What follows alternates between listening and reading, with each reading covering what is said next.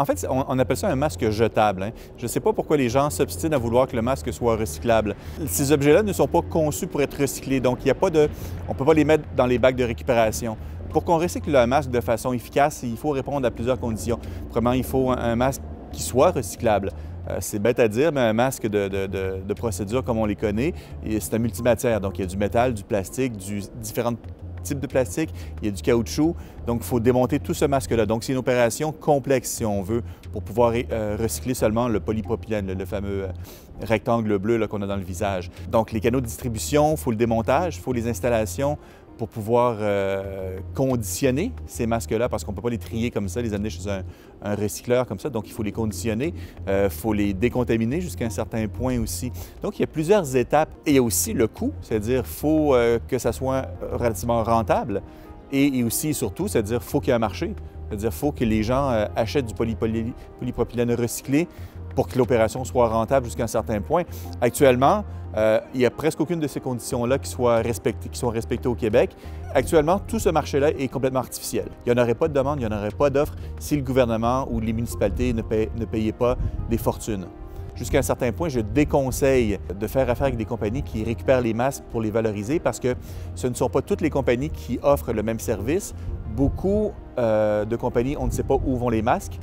Je ne veux pas qu'on dépense 50 ou 60 millions de dollars pour que 2 ou 3 compagnies valorisent ou recyclent des masques qui ne seront pas capables de vendre par la suite, parce que le prix du plastique recyclé, premièrement, est en chute libre depuis des mois. Donc, on fait une opération de recyclage complètement artificielle, alors que cet argent-là, on parle de dizaines de millions de dollars, pourrait être investi dans les écoles, dans les centres de services scolaires pour payer des ressources qui pourraient développer justement des programmes environnementaux sur le long terme, des programmes de récupération, des programmes d'implantation de la collecte sélective dans les écoles. Donc, est-ce que c'est de l'argent bien dépensé?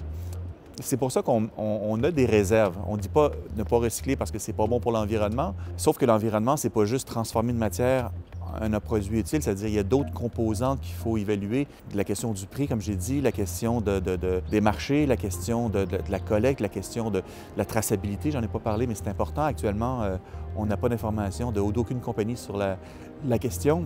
Donc, pour ces raisons, pour l'instant, on dit faisons attention.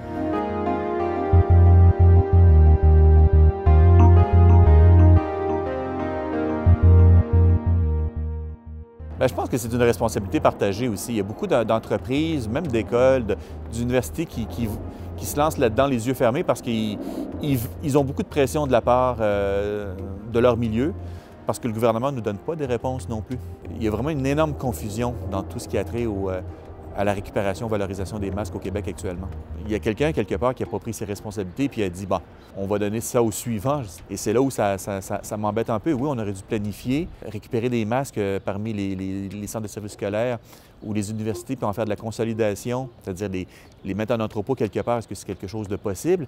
Attendre qu'une solution vraiment viable se présente et qu'on ait une espèce de pouvoir de négociation parce qu'on a beaucoup de masques entreposés, plutôt que d'avoir des boîtes remplies avec 200-300 masques qui nous coûtent 500 $. Le stockage des masques, comme j'ai dit, pourrait effectivement être une bonne solution et on ne l'a pas envisagé. Moi, j'ai entendu dire que ce n'était pas une option envisageable pour des questions de santé publique, justement par la santé publique. De toute façon, c'est ce qui se passe lorsqu'on récupère les masques par des compagnies privées. Elles les stockent. Si ces compagnies-là le font, je ne verrais pas pourquoi une université ou une commission scolaire ne pourrait pas le faire. Je pense que ça serait beaucoup plus rationnel. La moins mauvaise des solutions, je ne dis pas que c'est la meilleure, mais la moins mauvaise, c'est de disposer des masques jetables, des masques de procédure de façon sécuritaire dans les poubelles.